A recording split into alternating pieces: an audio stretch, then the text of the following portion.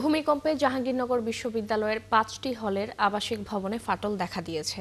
এর মধ্যে ৩টি নতুন ১০ তলা হল রয়েছে। হলগুলোর মেঝে, দেয়াল ও ওয়াশরুমের বিভিন্ন স্থানে ফাটল ধরায় আবাসিক শিক্ষার্থীদের মধ্যে আতঙ্ক ছড়িয়ে পড়েছে। বিশ্ববিদ্যালয়ে ঘুরে দেখা যায়, নতুন শহীদ তাজউদ্দিন আহমদ হলের ৯ম তলায় ফ্লোর ফেটে গেছে। এছাড়া জাতীয় কবি কাজী নজরুল ইসলাম হলের ৮ তলার বি ব্লকের ওয়াশরুমের সামনে ফ্লোর এবং নবনির্মিত ফজিলাতুন্নেসা হলেও ফাটল দেখা দিয়েছে। পুরাতন হলগুলোর মধ্যে বিশ্ববিদ্যালয়ের ১০ নম্বর ছাত্র হলে ভবনের সংযোগ স্থলে বড় ফাঁকা তৈরি হয়েছে। দেয়ালের পলেস্তারা খসে পড়েছে ফয়জুন্নেসা হলের। শিক্ষার্থীদের অভিযোগ, ৩ বছর আগে নির্মিত এসব হলের শুরু থেকে নিম্নমানের কাজের অভিযোগ ছিল। শিক্ষার্থীরা এ বিষয়ে দ্রুত পূর্ণাঙ্গ তদন্ত, গাঠনিক নিরাপত্তা মূল্যায়ন এবং দায়ীদের বিরুদ্ধে ব্যবস্থা নেওয়ার দাবি জানিয়েছেন।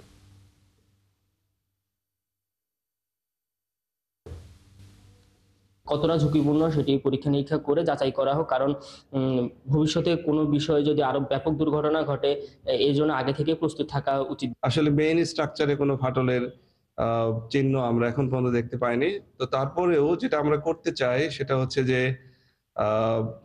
প্রকল্প অফিস থেকে তাদের ডিভাইস আছে, সেই ডিভাইস দিয়ে আমরা দেখতে চাই যে এই স্ট্রাকচারগুলোর আসলে স্ট্রেংথ কেমন।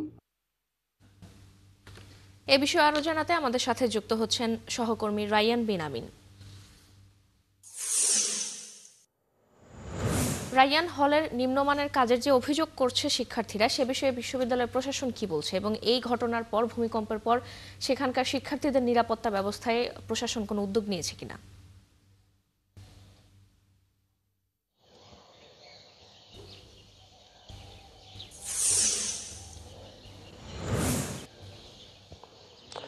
ফারজানা, এই নিম্নমানের কাজ নিয়ে সেই যখন 19 সালে অধিকতর উন্নয়ন প্রকল্পের অধীনে এই হলগুলো কাজ শুরু হয়, তখন থেকেই মূলত শিক্ষার্থীদের অভিযোগ এবং বেশ কয়েকবার কিন্তু প্রমাণিত হয়েছে বিভিন্ন প্ল্যাটফর্মে যে কাজের নিম্নমান, পাশাপাশি হচ্ছে এই হলগুলোর যে স্ট্রাকচার হলগুলো হচ্ছে সেই হল স্ট্রাকচারও কিন্তু ঠিক নেই। বিশেষ করে একই ডিজাইনে 6টি হল করা হয়েছে, অথচ নিয়ম অনুযায়ী 6টি হলের জন্য আলাদা আলাদা 6টি ডিজাইন করার কথা ছিল।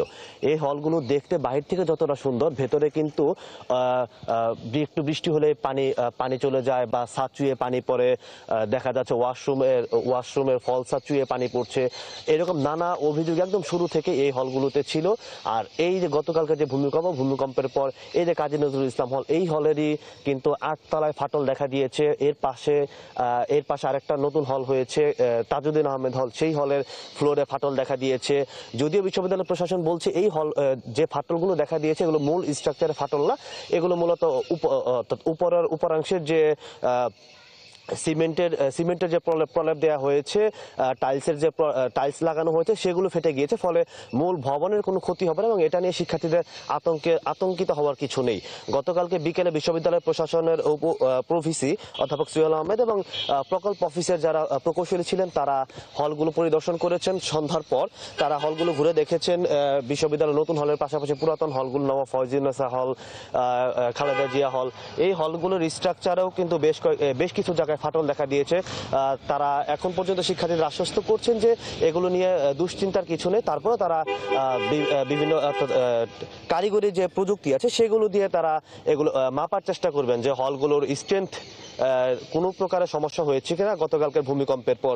এর বাইরে শিক্ষার্থীর এখন মূল যে দাবি সেটা হচ্ছে যে দুর্নীতির অভিযোগগুলো সেই শুরু থেকে উঠে আসছিল, সেই দুর্নীতিগুলো তদন্ত করতে হবে এবং যারা ওই দুর্নীতির সাথে জড়িত ছিল, যে প্রকৌশলী বা পাশাপাশি যেসব শিক্ষক, তারা এখনো পর্যন্ত প্রশাসনের বিভিন্ন জায়গায় আছে, তাদেরকে সেই সব জায়গা থেকে সরিয়ে সুষ্ঠু তদন্তের মাধ্যমে এই দুর্নীতিগুলো বিচার করতে হবে। এটা এখন শিক্ষার্থীদের মূল দাবি। পাশাপাশি হলের যে ক্ষয়ক্ষতি হয়েছে এবং যে সমস্যাগুলো আছে সেগুলো খুব দ্রুত সময়ের মধ্যে ঠিক করতে হবে।